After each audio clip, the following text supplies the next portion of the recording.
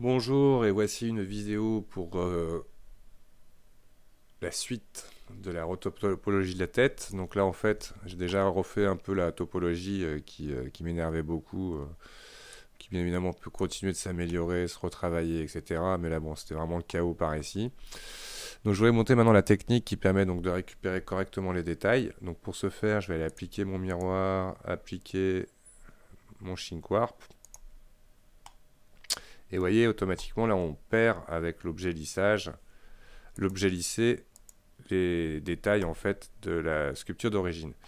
Donc la technique est simple, c'est en fait en utilisant le modificateur multi-res. Donc je suis sur ma rotopo, multi-résolution. Hop, on va lui faire une petite, par exemple, subdivision déjà pour le moment. On a le même décalage et aller chercher le Shrink Warp. On va chercher la tête.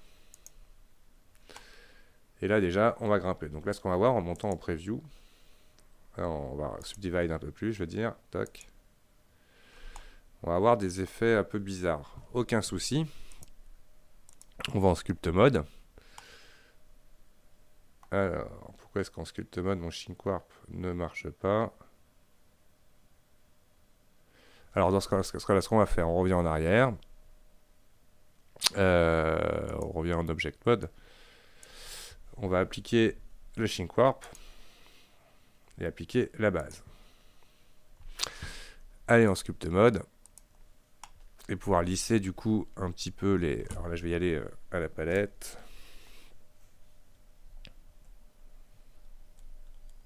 Ah, bah ma palette n'a pas l'air de se connecter. Donc bref, on va le faire à la souris.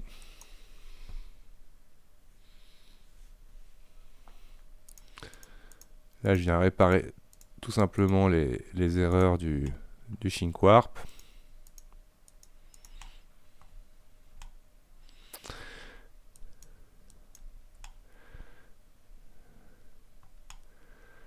Voilà. On va essayer de faire un peu plus soft les zones qui ont été cassées par le Shrink Warp. Ici, on va venir voir, il y a un bug dans le maillage qu'on va certainement corriger. Voilà. Hop, on apply la base. Et donc, logiquement, maintenant, hop, Object Mode. Ça, c'est la base de mon objet. Si j'enlève les niveaux de détail, ça, c'est mon shape de base. Et donc, bien évidemment, quand on va grimper en subdivision, on obtiendra le bon résultat. En imaginant, je rajoute maintenant un modificateur de Subdivision Surface. On va rajouter 2, on aura déjà mieux l'impression d'avoir la même géométrie. Donc là, je vais voir ce qui se passe ici. Alors déjà, on va corriger la caméra pour pouvoir se rapprocher dans le Clipping Start.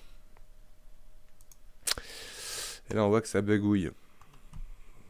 Donc j'ai appuyé sur le point de mon pavé numérique. On va venir sélectionner le mode face. Et là, ces deux faces-là, les supprimer. Hop. On va revenir en arrière. Désactiver l'affichage du lissage de subdivision en edit mode. Ça a pas l'air d'être lui le problème. Non, c'est plutôt celle-là et celle-là. On vérifie que le point ici est bien soudé. Ouais. Bah, c'est tout simple, ici je sélectionne les deux points, F, F pour fermer ma géométrie, c'est parfait. Donc voilà, mon modèle maintenant est prêt pour la phase suivante, on va développer donc ces UV. Donc dans une prochaine vidéo, je vous dis à très vite pour la suite.